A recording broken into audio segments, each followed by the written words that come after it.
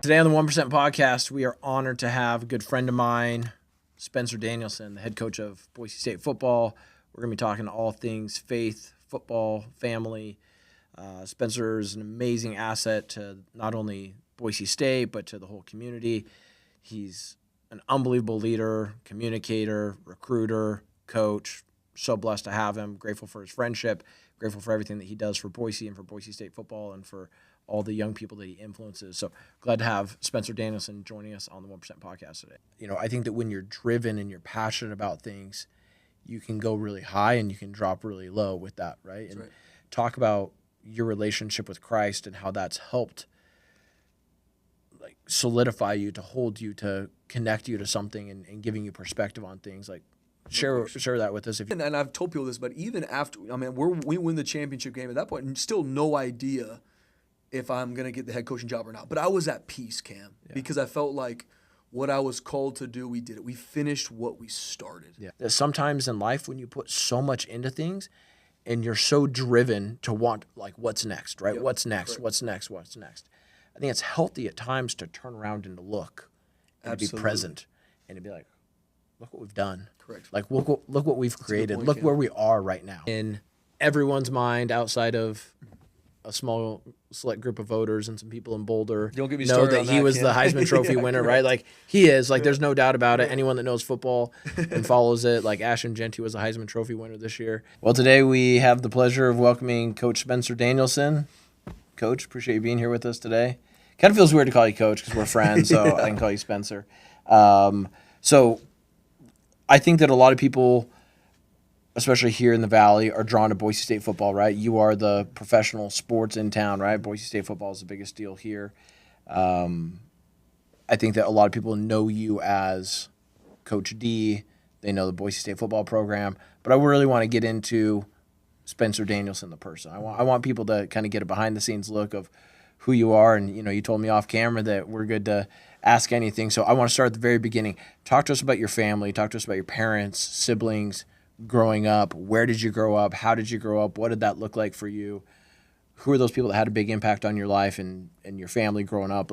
Just dive in there and start talking to us about what it was growing up in the Danielson household. Yeah, Cam. Well, I'm fired up to be on this podcast, man. I've been looking forward to this. Think the world of you and what you do. Thanks. So when people that I feel, we're built from kind of that same cloth, man, it fires me up to be able to have conversations. No, you and I breathe the same air. That was apparent from day one. No question. Yeah. But yeah, man, I am a product of having, first off, two great parents. And I try to make sure that's very known, especially, as a coach. I'm around 115 young men that come from a lot of different families. Some come from great parents. Some come from parents that maybe weren't involved. Yeah. And so I am a product of having a great mom and dad. My parents are in the same house that I was born in. They still are in the same house in San Diego. So just always had that consistency. So my dad's Roger, my mom's Joyce. My dad turns 79 here in a couple weeks. And so we got to get ready for the big 80 coming up here to, a year of change. But my mom and dad just, from day one, we didn't have tons of money, but never wanted for anything. What did your dad do for a living? Yeah, so my dad was in the Army initially. Okay. And then when he got done, he got into aerospace. Okay.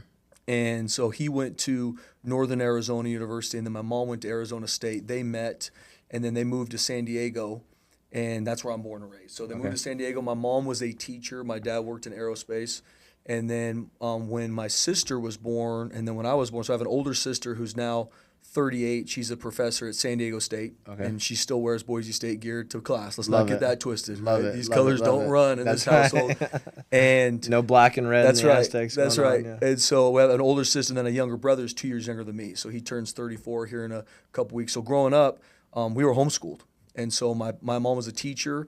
And then when my sister was born, and then I came up the ranks, my brother, we were homeschooled. So and legit homeschool. What I tell people, it wasn't at home for a couple days, my mom taught me to read, my mom taught me everything, and all the way up till high school. Okay. And so when I got to high school is when I went to Horizon High School and had a normal high school experience. But growing up, you fall in love with learning, right? As a homeschooler, and I've heard everyone's got maybe their different view on it, but when I was growing up, it wasn't really a super common thing. Yeah. Right? Back Yeah, when not I was at all. born in 1988, it wasn't a super common thing. Yeah.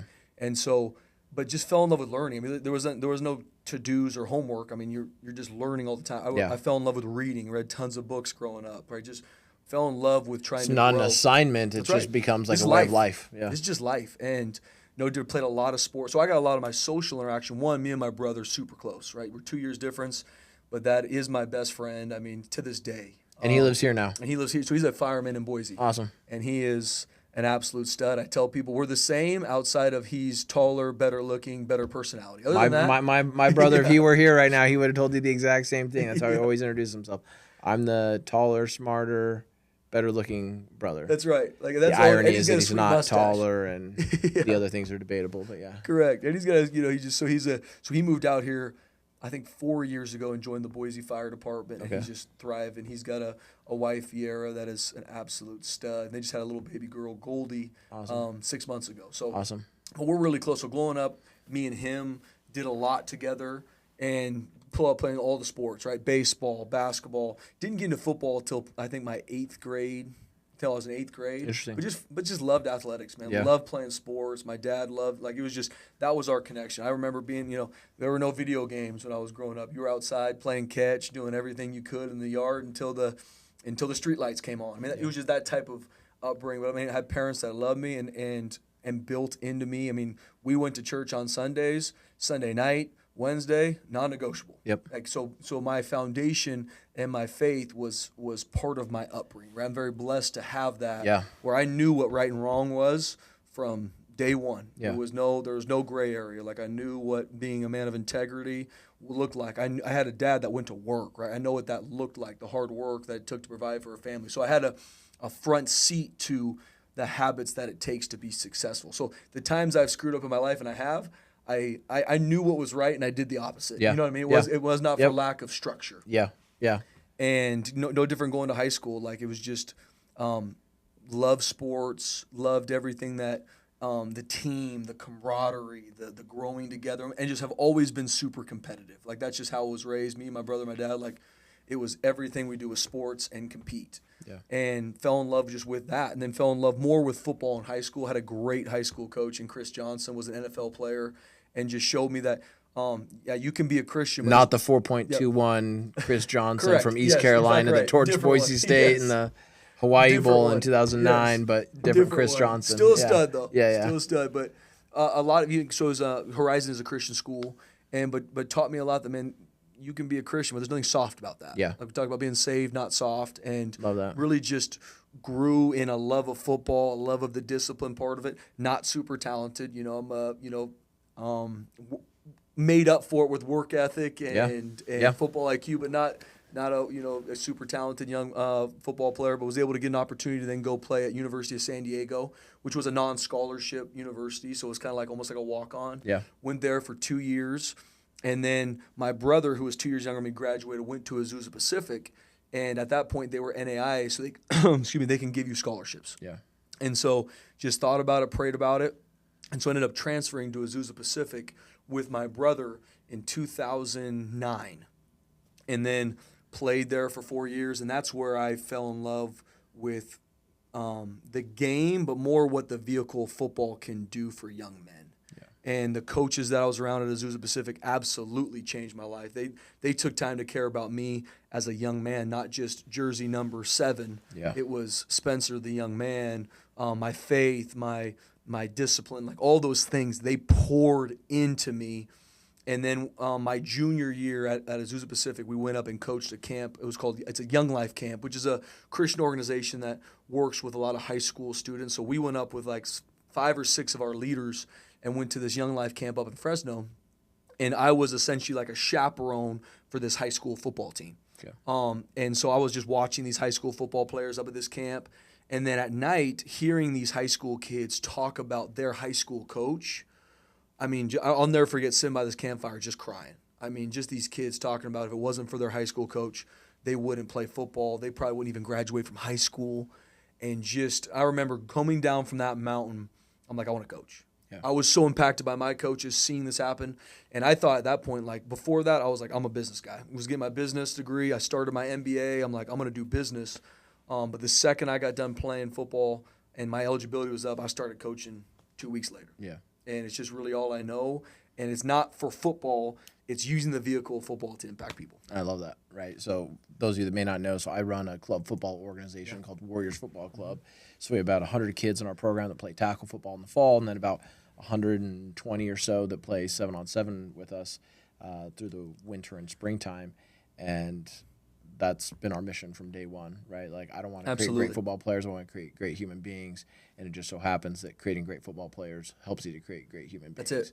And so that's been the whole mission behind everything that we've done. And I love it, and I'm proud of it. Yeah. Obviously, it's hard and, it takes a lot. But, I could not agree with you more with that impact that you can have in young men's lives.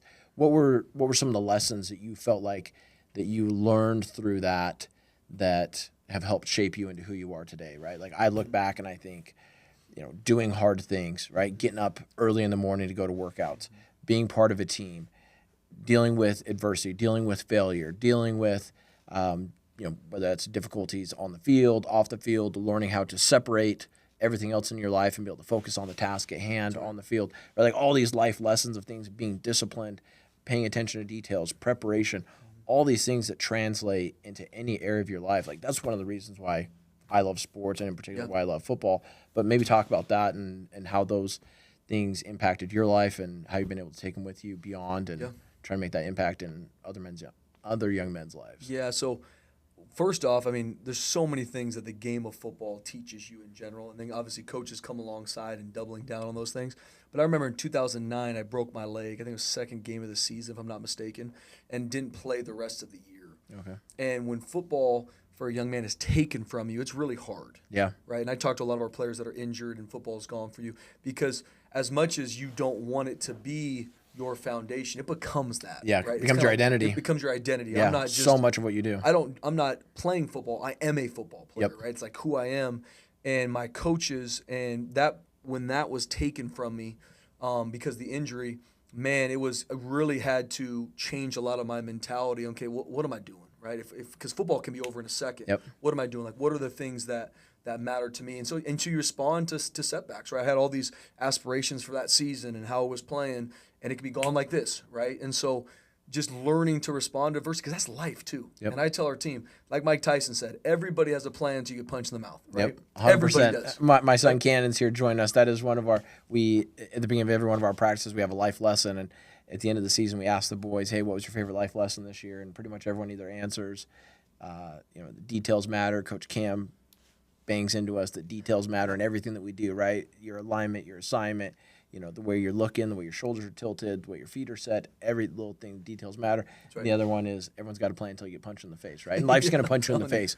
Every single one of us is going to get punched in the face, and whether it's getting your leg broken before the season starts, whether it's going through hard things in life, like everyone's going to get punched in the face. Everybody is. Yeah. And so it's how you respond. This game teaches you how to respond, right? And that's where, I learned so much of those things. And at Boise State, we define culture as how you act, how you interact, and how you respond, right? Because I can say our culture is, our core values are climb, and I could talk about those, but if we aren't acting those out, if we aren't interacting that way, and when bad times come, we don't respond that way, I'm lying to myself. Yeah. That's just a cool PowerPoint that I can talk about. But that's not who we are. Yep. And I think those things early on in college, high school, you find those things. Another part for me was like my process. Like, I think so much process over outcome. You have the outcomes you want individually. You want to, our players want to play in the NFL, or you want to be a starter, or you want to be all league, you want to make money, you want to be successful. Make it to the college football playoff. Correct. And those are outcomes. I want to always double down and focus on what is the process. How can I be the best right now to achieve those things? And I think that I grew a lot of those things in college because of the coaches I was around, right? You had these goals you want. Okay, let's peel back that a little bit and look, what does that look daily? To where watching film, recovery, training, your academics, all these things. And for me, I met my wife, Rachel, in college, right? So we're dating, we're going through this life. And my coaches, I leaned on a lot, like, hey, this is where I'm at. Like, I want to marry this girl. What does that even look like? We got a lot of money. Yeah. What is it? Literally like real life. Yeah. Well, let's pivot into that a little bit while you brought up Rachel. Let's talk about Rachel. Let's talk about your kids, Eleanor, Rosalie, and you have a new addition to the family recently. Little William, man. Little William. So you guys didn't find out ahead of time what you were going to have. Yeah. You waited. So the suspense is palpable. I can just imagine, right? You know, here's Rachel in labor, and you're like, come on, please, baby. give me a boy. Like, Yeah, so I'll do anything. That's right. So my wife is amazing, man. I mean, I'm a product of. I mean, she's a a rock coach's star. wife. I mean, you know how it is. Like, it's just. I mean, she is a rock star. She is, like, literally. Yes. I think that it would be easy for you to sit up here and say that publicly, but the reality, like, she is, and it's anyone that knows her, rock like, star. that's apparent. And so we met. And she played volleyball at Azusa Pacific, and so I. Met her. I chased her around for a while till she finally would go get yoga with me. Like, this is before some of the social media days where you could quote unquote slide in someone's DMs. Yeah. Like, you to go up to them. There was no sliding in the DMs back then, right? Like, hey, I'm Spencer. You want to hang out? You know, like. And it's either a no or. Correct. And you got to live on that razor's edge. So Yeah. I chased her around for a while until she finally go on a date. And so we dated through college. And You went with the soft serve, no pun intended, Correct. right? Just yogurt Yes, was a exactly right. relatively non-committal, Easy, right? It wasn't going to be a just long kinda, deal. and Okay, I- it could and be I in and never out in forget, 15 like, minutes. I joke with her to this day, like, I worked my tail off to get, like, this first date, right? We're going to hang out. So finally she's like, okay, I'll go on a date with this freaking guy, right? And I get dialed, and we were going to yoga. I get dialed in, right? I don't know what I was wearing, but I remember feeling really good. Oh, yeah. The preparation That's right. was intense, That's right? right. Like your That's right. preparation in football, preparation Correct. for the date. And I go to pick her up, and she lived, like, down the street with a couple of her friends. And she was wearing, like, sweatpants and had no makeup on, right? And she's like, I'm like, okay, I know what time it is right now. You know what I mean? But that's just who she is. She's like, no, I want to hang out, and this is, and that's what I love. I mean, she's so real, so true that she is. We've been through so much, you know, and even getting married, getting into coaching, going through some of these things. Like, I mean, we lived in a studio apartment about the size of this room right here. I mean, it's like 400 square feet. Yeah. You can hear the next door neighbors change their mind. Yeah, I mean, yeah. the upstairs. I mean, it's just That's you're classy. dealing I'm with to add that one. Yeah, you know, like, but we were so poor, we but couldn't it's all afford you to pay know. attention. Yeah. Correct. Yeah. And that's all you know. And so, I mean, she worked at Trader Joe's. I was working at Azusa Pacific, making, getting a Little Caesars pizza. I was going to say, $100. being a graduate assistant does not pay well. For those No. that don't know with the coaching Correct. world, right? Like, being a grad assistant does not pay well. Yep. So let's talk about that transition coming to Boise State, right? Like, how did that happen? Did Coach Harsin reach out to you? Were you pounding the pavement, reaching out? Like, how did that connection happen in the first place? And then coming up here to be a GA. Fast forward a few years, next thing you know, you're the head football coach at Boise State University. Well, God's hand was on it, man, because I came out to coach one of the Boise State summer camps. I want to say maybe 2015, something like that, and just to help coach their summer camp. They just needed extra, coaches. But you're being strategic about this, Yes, right? yeah, It's like trying you're to- obviously putting correct. yourself out there, trying to get connections, making connections, networking. They don't know me from Adam, right? Yeah. I'm a kid from Southern California. I have no connections out here. My dad's not a coach. It ain't like any of those things. But I want to highlight that, right? We had someone on the podcast, Brett Hughes. Those of you that haven't listened to that one yet, you'll hear it. It's amazing. But I mean, he talks about he's in real estate, talks about knocking on people's doors, doing all the homework ahead of time, figuring out that this one house, he could split the lot if he cut 7 feet off the side of the house. So he buys the deal, cuts 7 feet off the side of the house, fixes the house back up, splits the lot, goes and sells the other lot, makes money doing it, right? But he's just trying to get by. He's young, newly married, but it's like you're just pounding the pavement, right? That's right. And so That's with it. you, it's like, hey, I'm out here just pounding the pavement. I'm reaching out to coaches. Hey, I'll come work your summer camp, right? Like maybe hit that for us, because those that people may be wondering, hey, I love football, or I love this, or my passion might be, this business thing or whatever, real estate. How do I get into it? And the pattern is the same no matter what you're doing. Yep. Right? No the question. pattern is the same. No question. You're pounding the pavement, you're knocking doors, you're reaching out, you're making connections. Maybe talk about that in your preparation, what you did to help give yourself those opportunities. Yeah, I mean, I cannot agree more, Cam, because I think a lot of times people want this perfect laid out plan to success. This was God's plan for Yes. Spencer Danielson, and he just kind of walked right into it, right? It's this perfect straight staircase all the way up to quote unquote success. No, God's plan is a whole lot of work. That's right. Yeah. And I believe in work like it depends on you, pray like it depends on God, right? So, but you got to go. And I told my wife, even when we got married, like, I promise you, I'm going to run as fast as I can. Like, I don't know. I'm not saying that doesn't mean it's going to be perfect. We might hit a dead end and got to turn back and turn left and go right. But we'll find the doors that open and we'll go through them. That's right. I just want to go. I want to run fast. And so as a young coach, it's really hard to kind of get into this industry. It takes time. And once again, a guy with really no connections. Yeah. I was just trying to meet anyone I could and just really trying to, for lack of better words, almost bet on yourself, right? And just get out there. And so I coached any camp I could go to. Boise State wasn't the only one. I was at Stanford San Diego State, anywhere I could go to just to improve my craft and meet people. Yeah. And so I came out here and you're learning from other coaches. You're making connections. Yeah. And just sending it, right? And you're not doing it for any money. You don't get paid to go to these camps. Yeah. It's just going to create, to hopefully give yourself a shot. Yep. And so I did that for 2 summers in a row. And at the end of the 2016 season, I met Brian Harsin in a hotel in Rancho Cucamonga, which is about a half an hour from where we lived. Oh, yeah. And he offered me the graduate assistant job to come to Boise State. And I remember calling my wife. How did that work? How'd you meet Brian Harsin? So just through the camp, out of the camp. So getting to know a lot of the coaches that were here at the time, because first time doing it, kind of meet a lot of people. Second time, it was like you really get. Now they kind of know you. Oh, Spence, good to see you again, man. So you kind of like, and they see you doing a good job. They see you working hard. They see you doing things. Like it's not just meeting them; it's them then seeing you do the job. It's an interview, right? Like you're doing proactive interviews here, right? Like I could come to the camp if I was kind of being a slappy and not doing anything. Like that'd be a problem. So hopefully, seeing you do a good job, and I always tried to even with my role at Azusa Pacific, it's like, and I had such great coaches. Like I want to try and add so much value to this team that no matter what comes, because I really believe it's all about being where your feet are too. Like yes, there's things that for me even at Azusa Pacific, I wanted to coach Division I football, I want to do these things, but I believe in where your feet are and growing where you're planted. And so when these connections came, got to know Coach Harsin over these couple years, right? Got to know a lot of the assistants on the staff, and then was able when they had a graduate assistant that graduated and finished up his time, because at that point you could only really be a GA for 2 years. Yeah, I met Brian Harsin, offered me the job.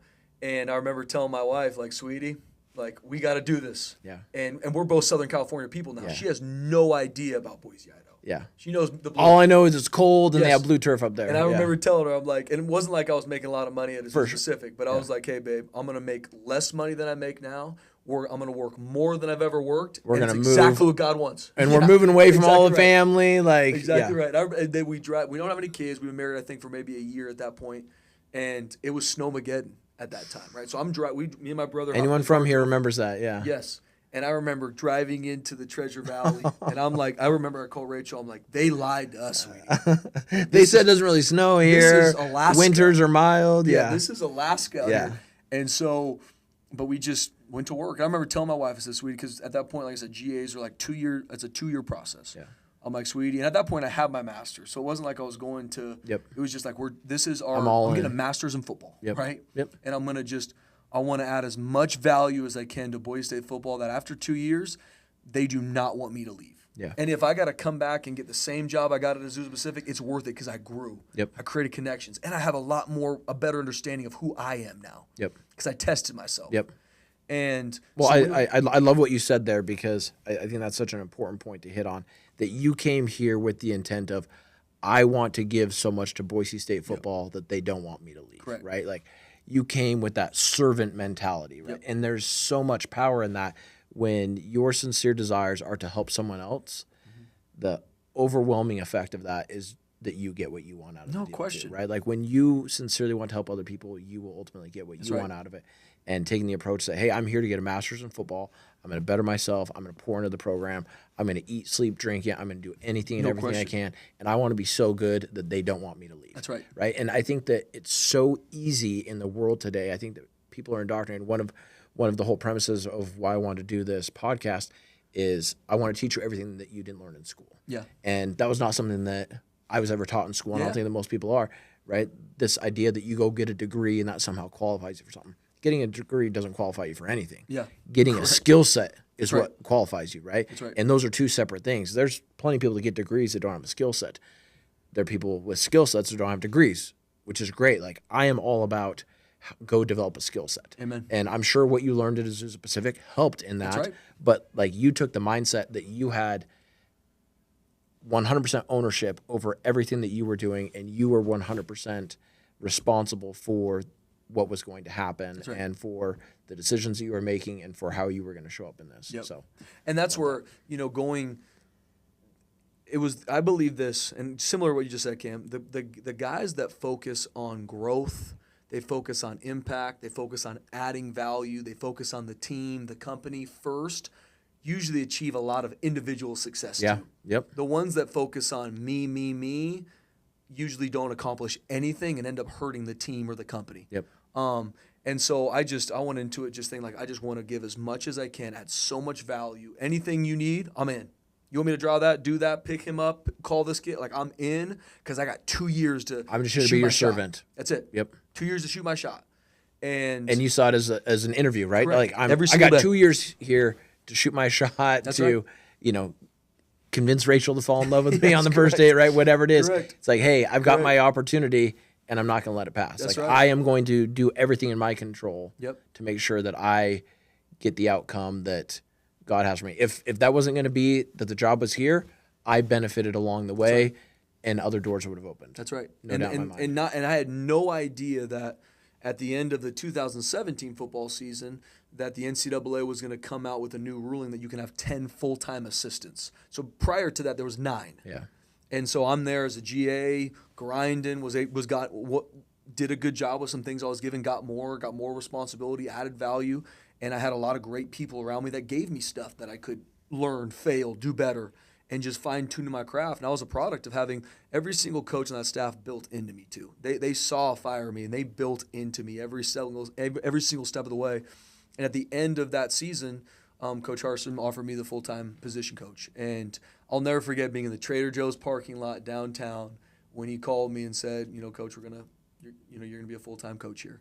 And just my wife sitting there, and we just start crying because it's like just seeing God work this whole thing out.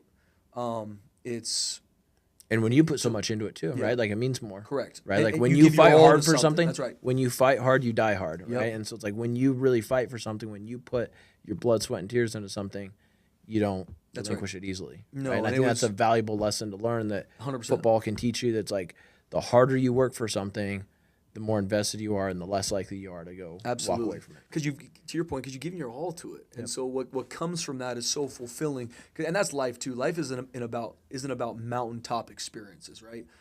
You have these moments in life that are mountaintop experiences, maybe getting married or winning a championship or making this deal.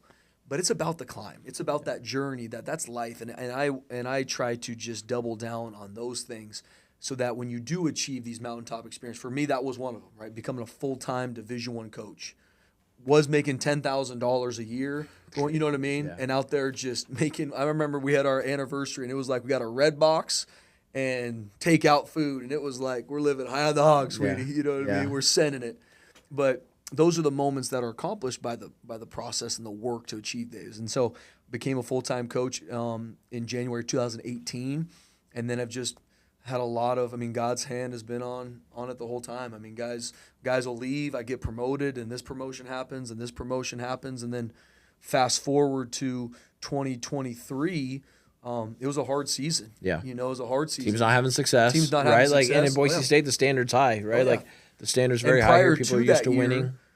Had some job offers to leave Boise State, and just prayed about it. And I remember talking to my wife, like, I just don't feel like it's time. I feel like we're still called here. It's not about money for us. It's not about what logos on our polo. Like, it's about where we can feel called and where we feel like we're gonna have an impact. Yeah. And like it says in Esther, we really feel like we've been called to this kingdom for such a time. But when you go through hard times, you question that. Yeah. Like, I remember losing a game.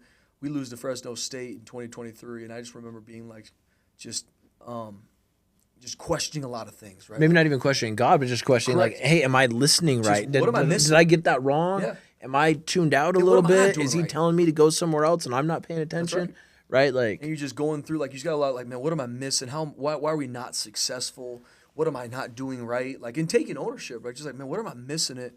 And just being at a really, really low place, Cam, that you're questioning why I got into coaching. Like, what am I missing? Am I really having the impact that I want to have? And then a week later, Coach Avalos gets let go. And I'm sitting in a meeting with Lopez Sanusi, who's now a D lineman for us, and I get a knock on my door on a Sunday, and I get called out of my office. I get told that Coach Avalos got let go and that I'm going to be the interim head coach. And there you go. And I remember speaking to the team with a few games left in the season, like, guys, I don't got any answers right now. I don't know what's going to happen in the season. I don't know what's going to happen to the coaches, because all contracts are like, you got 30 days at that point. But I remember just asking them, guys, give me 2 weeks. And God put in my heart something. I said, guys, and grown men finish what they start. Right now, we all came here to finish the season. We got a group of 6-year seniors that have been through COVID, been through coach transitions, been through a lot. We are not going to put an asterisk on this year. Like, we are going to finish this like we started it.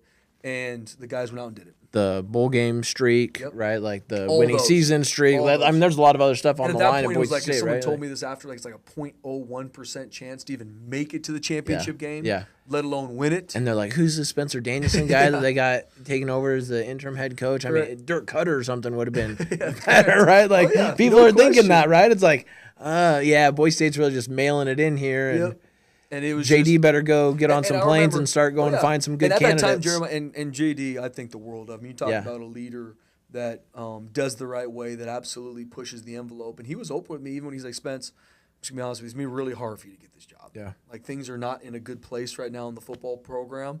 We got to make a big splash. We got to go find someone. Obviously, I want you to finish this right for the players. Yeah. And so we go out and beat Utah State. And then some teams lose in our conference that, maybe there is a little door to this. Yeah. And then we go beat Air Force at home. And then all of a sudden you're in the championship game. And you guys go lay it on UNLV. Correct. Yeah. And then, but even, and I've told people this, but even after, we win the championship game at that point, and still no idea if I'm going to get the head coaching job or not. But I was at peace, Cam, because I felt like what I was called to do, we did it. We finished what we started. Yeah. And these young men have a championship. We hadn't won a championship in years at that point. Yeah. Right? It'd been a while. Yep. And especially at Boise State, like that is the standard. Yep. And brought the championship back to Boise. These seniors finished what they started.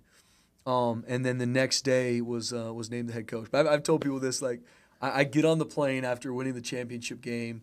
I mean, our players are dancing. I've got my championship hat on. I'm holding the championship trophy, and I sit down on the plane, and Jeremiah sits down right next to me, and he taps me on the leg and says, "Good job, man." And that was it. We didn't talk the rest of the day, but I was at peace. Yeah. Because I was like, and I remember my wife was sitting with me. I'm like, babe, whatever happens, we finished what we started. I did everything that I could do. Finish what we started, right? No different to your point. You did all the work. Yep. You did it the right way. You can live with whatever the results or the outcomes are. Yeah. Well, you're going to have to listen to the podcast because we had JD on here as well, and I grilled him on the same thing. I asked him, like, I want to know the details because he took some heat over this, right? Like, he took some definite heat, right? Like, I mean, Andy Avalos, love Andy, great guy, did a good job in a lot of ways, but, felt like a change needed to happen. Boise State alum, beloved here, right? Like, he and his family here, and so JD took some major heat over that. I mean, you got boosters that are not happy about it. You got people canceling their suites. You got people up in arms saying, "Hey, we're not okay with this." And to JD's credit, he bet on himself that, hey, I'm going to be able to make the right decision here, and I'm doing the right thing for the right reason. And boom, you fast forward, and the evidence is pretty apparent. I want to pull up, Cody. Can we pull up a picture?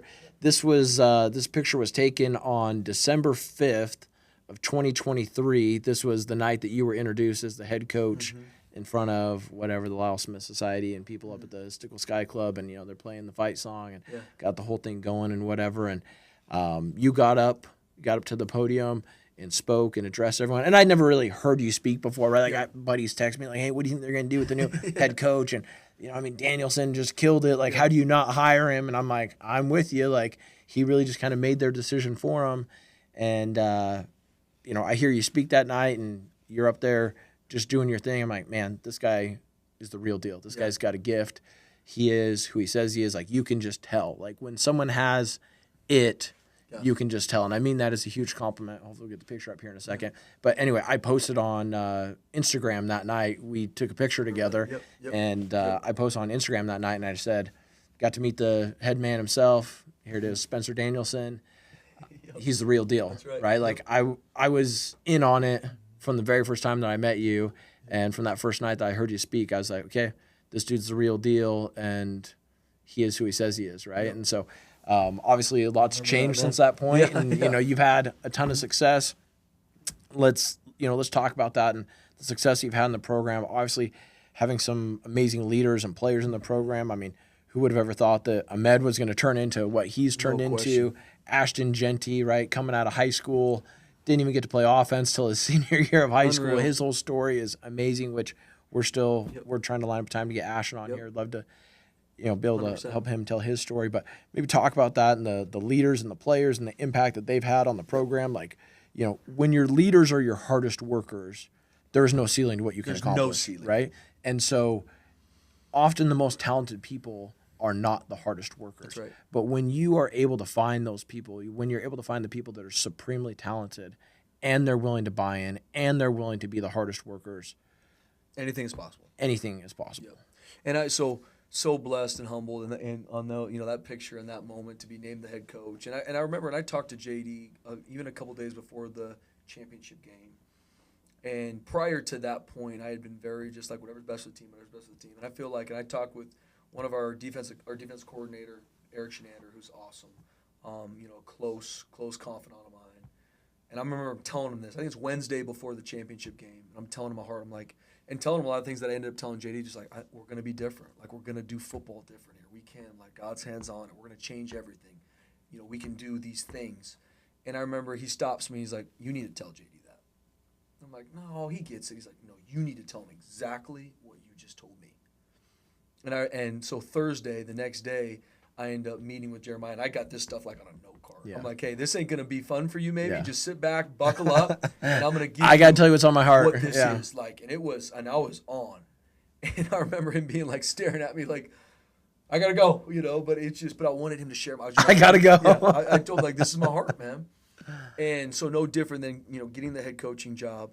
I mean, I think either that day or maybe the next day, meet with Ash. And just like, Ash, this is what it is. This is what we're going to do. I believe that you can change everything here. Like, you're going to leave a legacy that will be here for generations to come, how you're going to be developed here. And we had one conversation, and me and JD with Ash. He said, Coach, I'm in. I'm all in.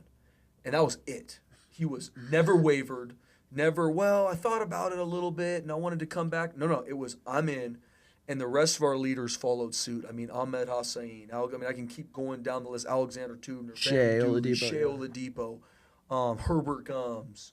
I can just keep going down the list of guys that just bought in. And we define leadership, Boise State.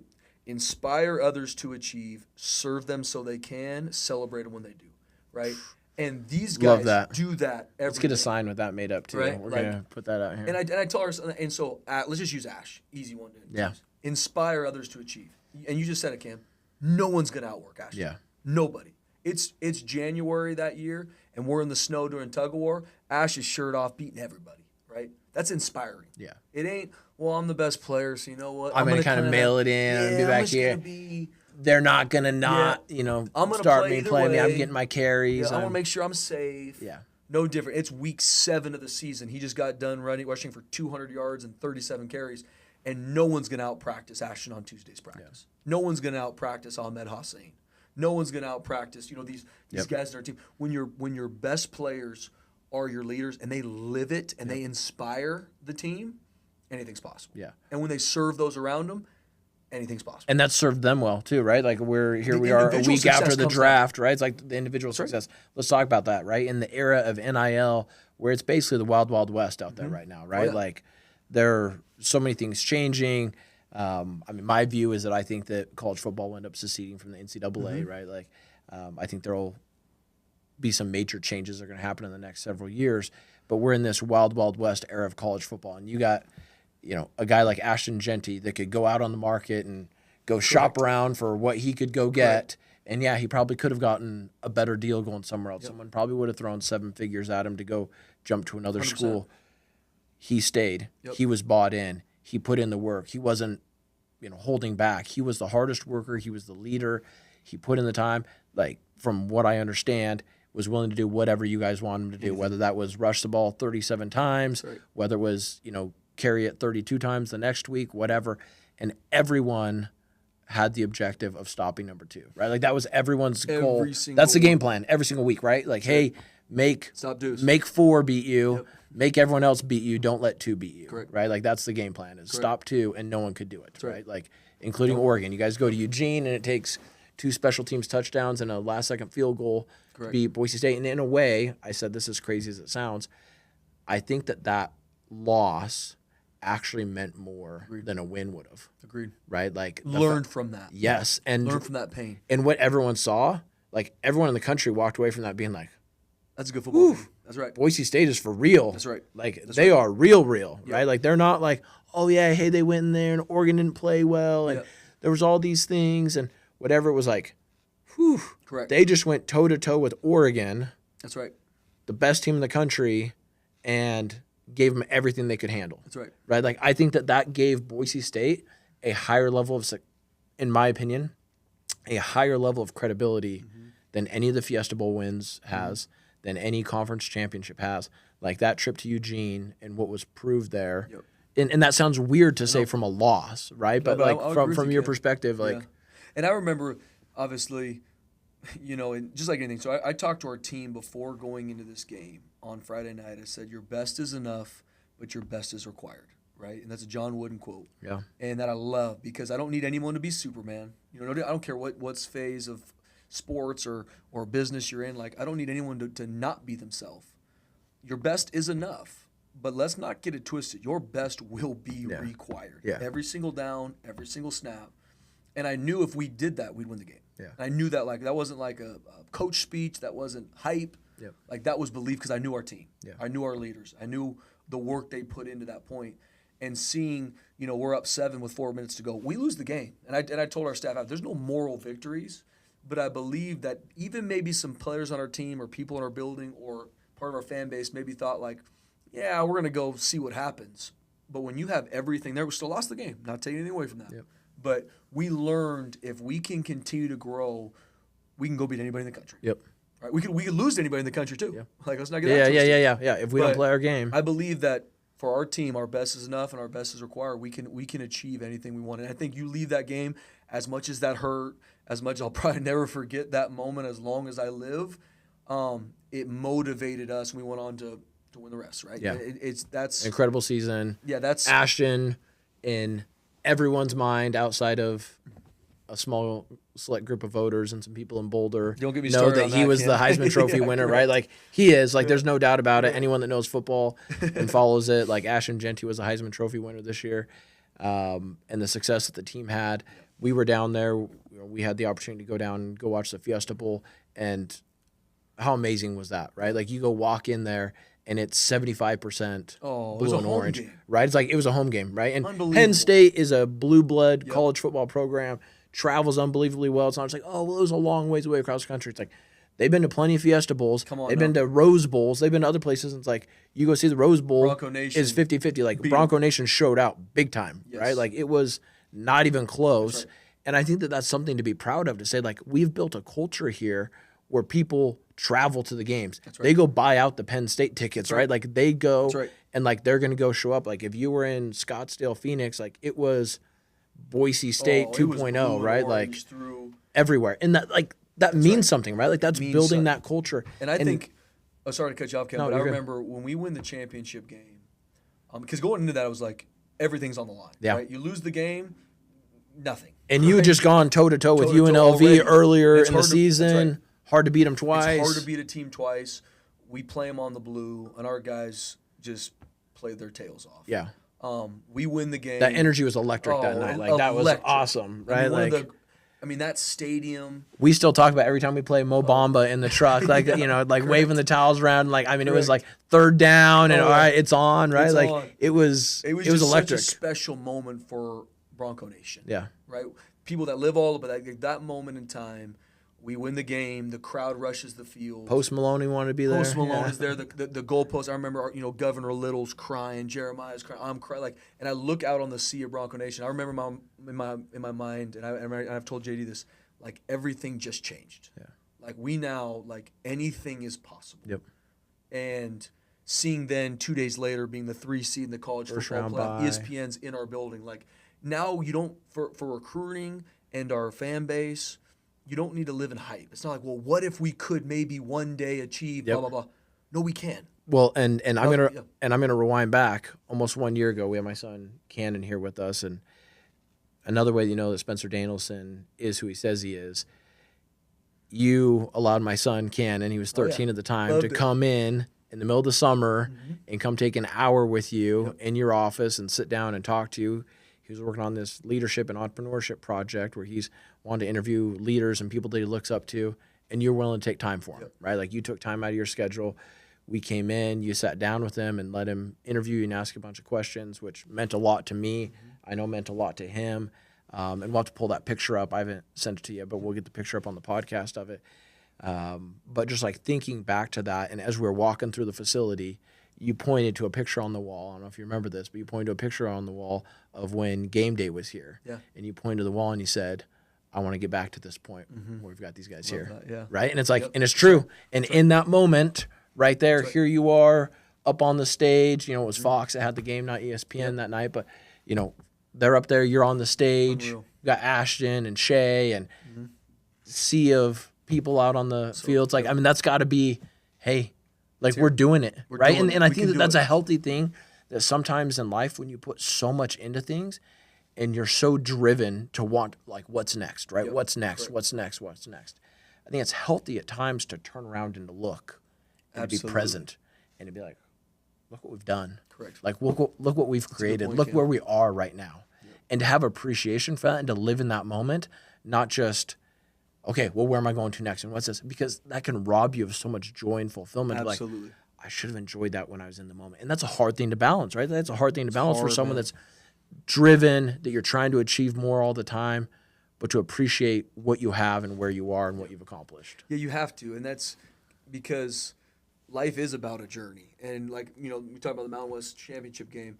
Like, that was a mountaintop experience. Yeah. And sometimes you can be so, and you know, thinking about, well, the playoff or the next game, that you miss so much joy in those moments. And a lot of times that happens with your family too. Yep. And I think about that where you've got all these things that you're pushing forward as a professional, but then you miss some moments at home. And that's where I'm really always trying to focus and grow. And I'm not there yet, but like, make sure I'm present with my family. Make sure I don't miss those joys and those moments with my 3 kids, my wife, because What are things you're that you gonna get do? back. What are things that you do to do that? Like Great question. routines, things that you like structuring in your life. Like what are things that you found with all the demands you have in your life? Yep.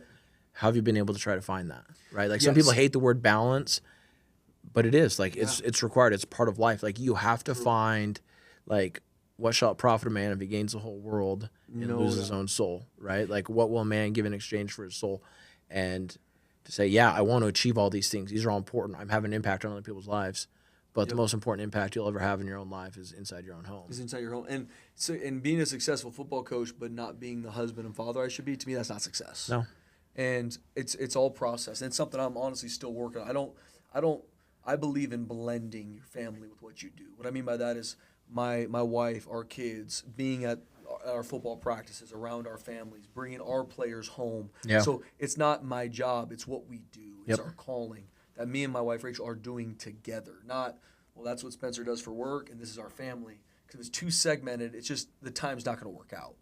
And so trying to blend those much I can, and then just doubling down on the process. Like I try to make sure, even with my assistant, it's like, this is the time I'm taking my wife on a date. These are like on Tuesdays during season, it's like we are going on a walk at lunchtime. Like that is happening. Yep. Regardless if things are burning down around me. Yep. Like, and I'm once again, I'm not sitting like, I have a lot to improve in this, and it's passionate about me. I got a lot of great mentors in my life. Chris Peterson's a huge mentor to me, and that's something that he is on me about. Is like, how is it with your wife? You know, how have you set up your time weekly to do these things with your kids? No different in the off season. Like, I try to make sure I will put my kids to sleep every single night, and if I'm not, it better be something that completely moves the needle. And I got to be very intentional with Rachel to make sure she knows those. So it's all about process and routine, because wherever you leave gray area, things will get filled with work, and it won't be filled with family time, which is what you need. Yep. No, so true. Man, we've hit on a lot of things. We're running out of time quickly. I want to talk about your relationship with Jesus, right? This is something that I'm very forward about. I'm very open about. My relationship with Christ comes first for me. My faith, my family, like who I am is what you see is what you get, right? And I think that's part of the reason why you and I connected and became friends so quickly, is I know you're a lot the same way. Talk about the roller coaster that life can be, and all these demands and the ups and the downs, right? Like winning games, losing games, this, that. And, you know, I think that when you're driven and you're passionate about things, you can go really high and you can drop really low with that, right? That's and right. talk about your relationship with Christ and how that's helped like solidify you, to hold you, to connect you to something, and giving you perspective on things. Like share that with us if you would. Cody, if you can cue up the video of Ahmed as well. I think that this impact that you have on these young men's lives and showing what's most important in that, helping to teach them, because for most of them, football is who they are, right? Like this is their whole identity. This is all they've ever known. They've been labeled as an amazing football player in most cases from a really young age, right? Like if you become a high-level D1 athlete, it's pretty apparent most of your life that you're really talented, right? And so anchoring to something that isn't just football. Yep. Can we play this? First, I want to start off and say, all glory to Jesus Christ. He's the true champion. Coach D, you changed my life. You changed my life. I did not know God until I got to Boise State. And I serve a true champion. Jesus Christ is the only true God. He died, rose from the dead 3 days later. That's the champion that I serve. And thank you, Coach D. Like, seriously, you changed my life. That makes me cry to this day, man. And it was. I'm going to talk about that moment first because I remember, we lose the game against Penn State. Had every opportunity to win. We're not outmatched. Didn't execute in critical moments, right? And I'm like, and the competitor, and he's like frustrated. Man, I can't wait to get back here and win it, right? Those are the things going on in your head, right? Should have done this. We should have done that. Yes, correct. Oh, we missed this Only opportunity. If. Yes, correct. And you had it right there in your fingertips. And you missed it. You let it go. And go to this press conference, and I'm talking, kind of sharing my heart about some things, the frustration, and kind of going through. And then I remember looking right to my right, which was where Ahmed was sitting. And when he says this, I feel like it's a moment I'll never forget because it was like God being like, that's what it's about. It ain't about the games. Yes, that's a byproduct of developing people like we've talked about, Cam. But that's the impact. Changing people's lives. Like, don't ever get that twisted, Spencer. Like, I felt that, like, as sure as I'm sitting here right now, like, don't ever miss that. And it was like this, like, Lord, almost like maybe I did, and I don't want to ever let my mind ever get to where that game is more important than the people. And that's where, 3 things that I focus on, and I'm not perfect at these, but is love Jesus, work hard, treat people right. My foundation is my relationship with Jesus. There are guys in our team that are Muslim, LDS, Christian. Some want nothing to do with religion at this point in their life, Cam. All are welcome and loved at Boise State. Yeah. Every recruit I talk to, I talk about my faith. Yep. And every parent, there's some parents like that aren't believers or believe maybe in something different. And I tell them, this is why you want your son to come to Boise State. Because of my relationship with Jesus, when my head hits the pillow, I think about your son. I don't think about jersey number 7. I think about your son. Yeah. And I think about his life. Because that's what I know I'm going to answer to when this is all said and done, is these young men and how they are as husbands, how they are as fathers. He's not asking me how many football games we won. That's correct. Right? He's not asking That's me, correct. About this play that I called or That's correct. What I did here, what I did there, right? It's the impact. How did you change other people's lives? That's right. How did you show them that they were loved? How did you show them that they were cared about? How did you make a difference in people's lives? How did you lift someone from where they were to where they could be? And that's where that is everything I focus on is making sure that they develop. And that's where, and all the stress of, I'm judged on what happens 12 nights a year. Yeah. But that's not the anxiety I live with. The good stress I live with is making sure every single one of our players grows and develops to be the best version of themselves. Yeah. And that's where even in this space with transfer portal and NIL and money and revenue share and all these things, and I get asked, like, what are your thoughts on it? I was like, guys, my thoughts don't really matter.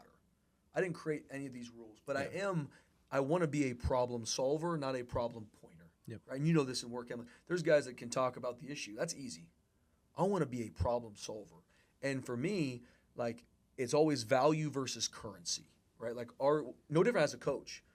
Yes, and money is a part of value, no question. It is, yeah. But there should be a lot of other values that are about being a part of our football team than just a financial piece. Yep. Because how they're developed, how they're loved, how they're held to very high standard. There's a lot of value here, and if you focus on value, you'll achieve anything you want in this life. Well, let's talk about that with specifically with like Ashton and Ahmed and like what they were able to achieve. Let's talk Ashton specifically, right?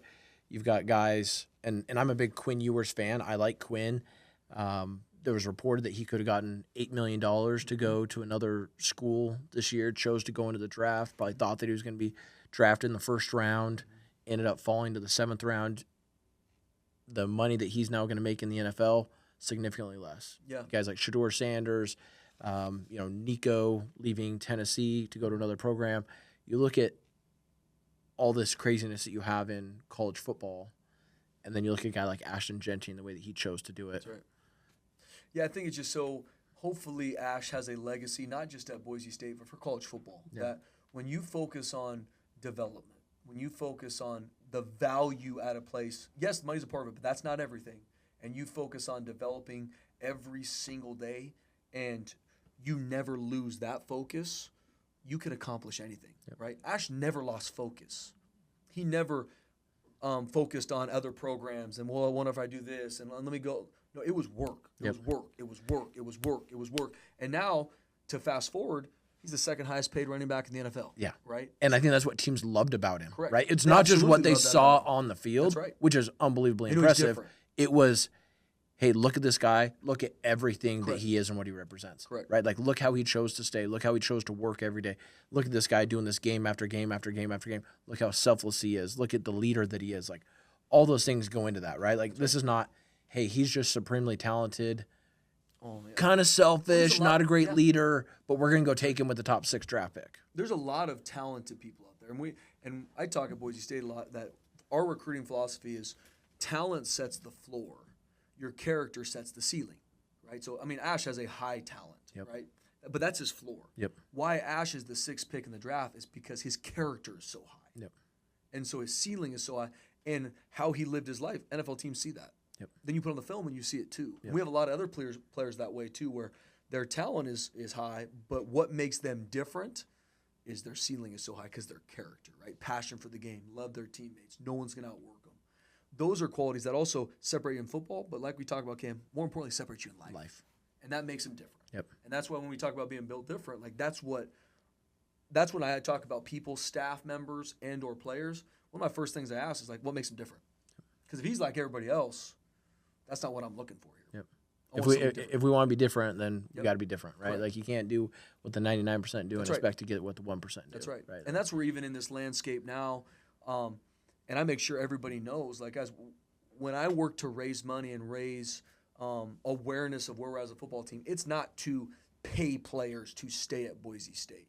It is to support the cause of developing champions. That's what it is. No different than any other cause that people support. That is what we're doing. And we don't need what everybody else has, but we need to show growth. That's what we need. But we will never become transactional. It will always be focused on transformation. Love that. Last 2 things. How do people get involved? How do people get involved with helping the program, donating money, any of those things? Like what can they do? Yeah, Cam, I mean, first off, please come to every game, right? Buy season tickets, come to every game you can, support us. Another part, like everything counts. Join the Lyle Smith Society, Bronco Athletics Association. If you go on, our Boise State Athletics website and you click on Built Different, there's a lot of different ways to give. I got even my neighbors like, Coach, I don't got a lot of money, but I'm going to give $10 a month, just like Netflix. I'm like, perfect, because I want everyone when they watch our team be like, I supported that. I support that. We'll add a link in the descriptions here, but we want to be able to help people do that. So you can go on the website, click on Built Different, which we have a sign out here that says Built Different. Talk about that. What does Built Different mean, and why is that part of the culture at Boise State? I love this sign. The blue collar one, right? We're putting that in our weight room at home. We're putting blue collar in there because that's what we're about as well. But Built Different, talk about that. Yeah, and so like we define our program as Built Different, and that is doing common things in an uncommon way. And when you do that, that's when you can develop champions on and off the football field. And everybody has common things they do. For us, that's practice, that's meetings, that's for other people, it could be meetings, could be business development stuff. But how are you going to do them in uncommon ways? Because that's going to separate you in everything you do. You're lifting weights, you're recruiting, you're doing all those things. Everybody you're watching does those film, everybody practicing, everyone does it. How are we doing them in uncommon ways? And that's where you become very different. And when you're different, you can accomplish anything, in my opinion. Love it. And so I'm always looking for things in our program like, hey, practice. If we want to do a common thing, which is practice in an uncommon way, what does that look like? No one walks on the practice field, right? I want our practice to be as crisp more than anywhere in the country. Right? There should be something for everything we do that is a common thing in an uncommon way. Love it. Last question for you. Proverbs 23:7, one of my favorite verses. For as a man thinketh in his heart, so is he. What does that mean to you? Everything starts in your mind, right? And I love, that's one of my favorite scriptures too, because one of our core values are CLIMB, C-L-I-M-B, competition, love, integrity, mentality, and belief. And that belief is that, right? If I can see it and I'm all in my mind, I believe anything is possible. And that, someone told me this the other day, that I thought was super interesting. You have 60,000 thoughts on a daily basis. I don't know how they find that out, first off, but they have 60,000 thoughts. 57,000 of them are negative. And so if I'm constantly thinking, well, I can't do this, or I don't know if I can, you're not going to. And so for me, it's like it has to start in your mind, but to get it to your mind directly is correlated from the work you put in. Yeah. Because that's true confidence. That's true belief, to where when you walk into a meeting, when you walk into a game, when you walk into whatever you do, you have the confidence and the belief in your mind that I can do this because the work you put in. Yep. Different than just sitting on your couch dreaming. Yep. So that's hope. You have a stack of evidence that proves that you are what you say you are, and you can do what you say you do. And that's where, that moment when we won the championship, and I was like, man, anything is possible. Like, we just changed anything. It's those moments through the work that now is in your mind, like, I can do this now. Yeah. And then it's doing the work to get it done. Love it. As man thinks in his heart, so does he, but then so is he, right? Like, ultimately it's the doing that leads to the transformation of what you become, right? And it's apparent to anyone that knows you that you are filled with love. Like, you love people, you care about people, you make an impact in people's lives. I'm a firm believer that all love comes from God, all love comes through Jesus Christ, and we serve a true champion. That's right. We're blessed to have you here. Thank you for being with us. Boise's lucky to have you. Boise State's lucky to have you. Go Broncos. Cam, this has been awesome, man. I appreciate you. It's awesome. God bless you, brother. Yeah, love you, buddy. Thanks. Thanks, brother.